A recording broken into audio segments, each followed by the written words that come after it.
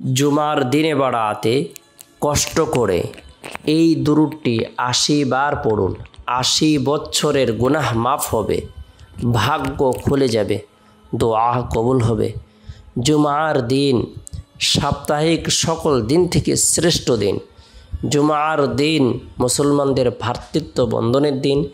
জুমার দিন দোয়া কবুল হওয়ার দিন।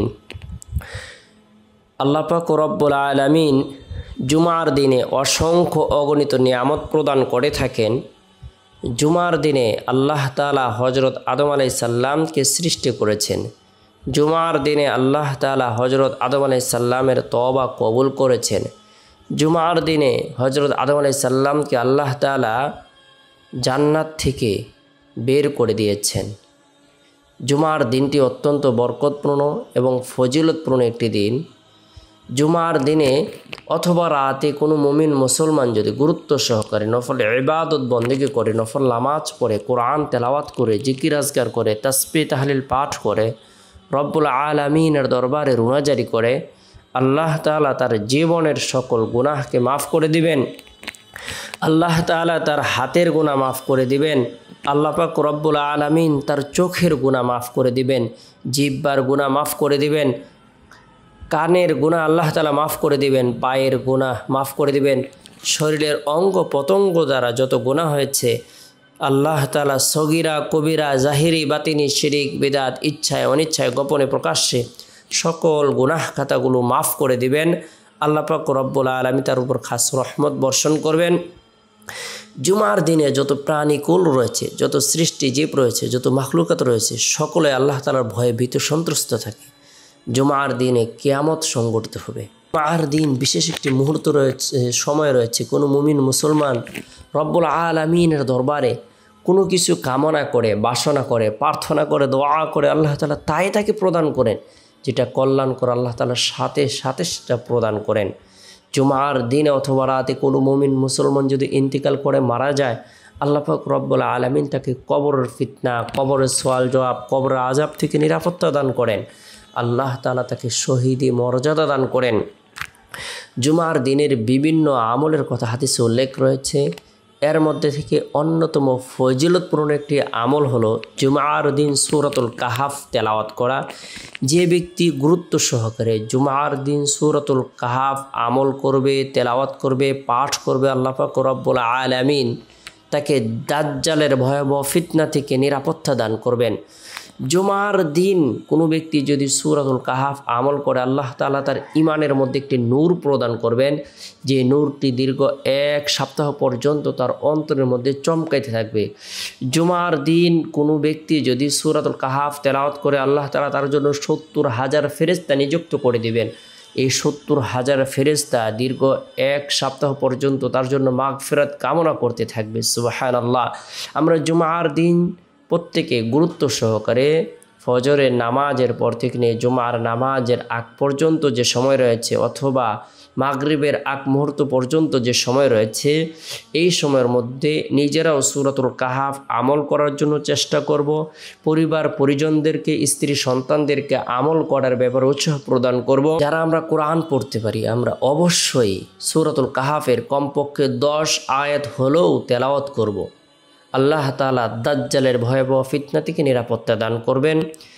এরপরে জুমার দিনের বরকতপূর্ণ আরেকটি আমল হলো রাসূলুল্লাহ সাল্লাল্লাহু আলাইহি সাল্লামের প্রতি মহব্বত রেখে, ভালোবাসা রেখে, আন্তরিকতা রেখে দুরূদের আমল করা। জুমার দিন আমরা আসরের নামাজ সম্পূর্ণ করার পরে নির্জনে কথাবার্তা না বলে যদি গুরুত্ব সহকারে বরকতপূর্ণ এই দুরূদের আমল করে ৮০ বার, আল্লাহ তাআলা ৮০ বছরের সগীরা গুনাহকে মাফ করে দিবেন। সুবহানাল্লাহ।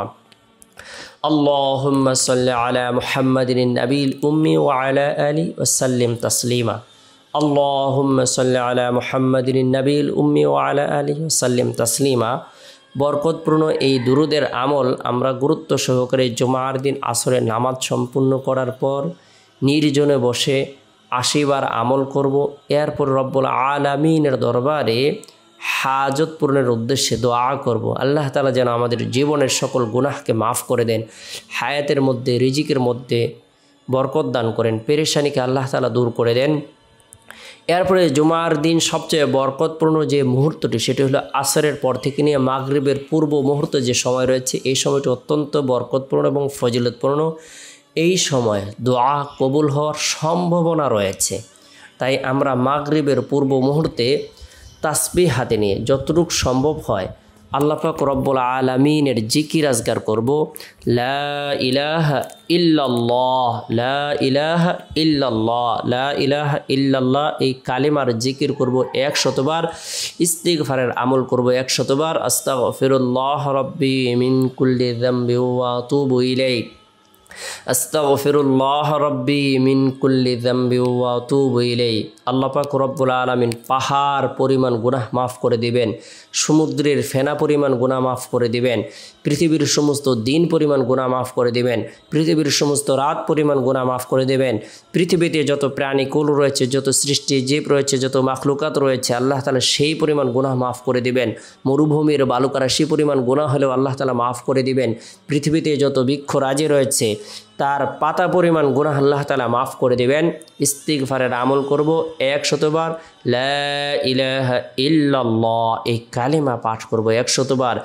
এরপর রব্বুল আলামিনের দরবারে নিজের মর্যাদা বৃদ্ধির উদ্দেশ্যে, গুনাহ মাফের উদ্দেশ্যে, জান্নাত লাভের উদ্দেশ্যে, হাজত পূরণের উদ্দেশ্যে, দুঃখ কষ্ট দূর করার উদ্দেশ্যে, অর্থাৎ সকল উদ্দেশ্যকে সামনে রেখে, হাজতকে সামনে রেখে রব্বুল আলামিনের দরবারে বরকতপূর্ণ এই দিনে আমরা দোয়া করব, প্রার্থনা করব, রোনাজারি করব। আল্লাহ তাআলা দোয়ার বরকতে কঠিন ও জটিল বিপদ দূর করে দিবেন, গায়েবী সাহায্য প্রদান করবেন।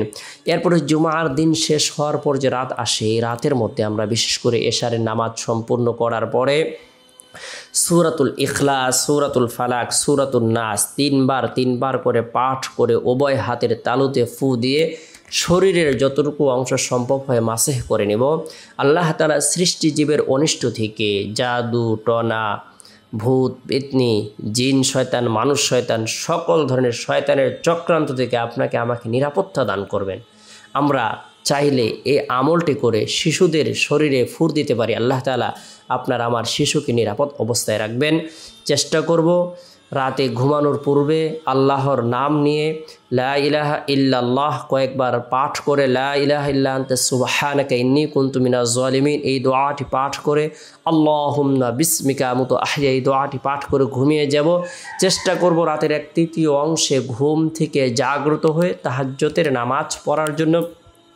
কেননা আল্লাহ তাআলা শেষ রাত্রে ইমানদারদেরকে, মুমিন মুসলমানদেরকে উপহার উপঢৌকন দেওয়ার জন্য নিজের পক্ষ থেকে ঘোষণা করতে থাকেন। আছে কোনো ব্যক্তি দরিদ্র, সে ধনবান হতে চায়, সে আমার কাছে বলুক, আমি তাকে ধনবান বানিয়ে দেব।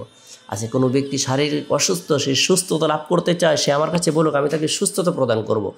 আছে কোনো ব্যক্তি অভাব অনটলে জর্জরিত, সে আমার কাছে বলুক, আমি তার অভাব দূর করে দেব, দুঃখ দূর করে দেব, কষ্ট দূর করে দেব। এভাবে আল্লাহ তাআলা সার্বিক কল্যাণ প্রদান করার উদ্দেশ্যে নিজের পক্ষ থেকে ঘোষণা করে থাকেন, দোয়া কবুল করে থাকেন। আল্লাহ পাক রব্বুল আলামিন আমাদের সকলকে গুরুত্ব সহকারে নির্জনে বসে রসুলের প্রতি মহব্বত রেখে, ভালোবাসা রেখে, দুরুদের আমল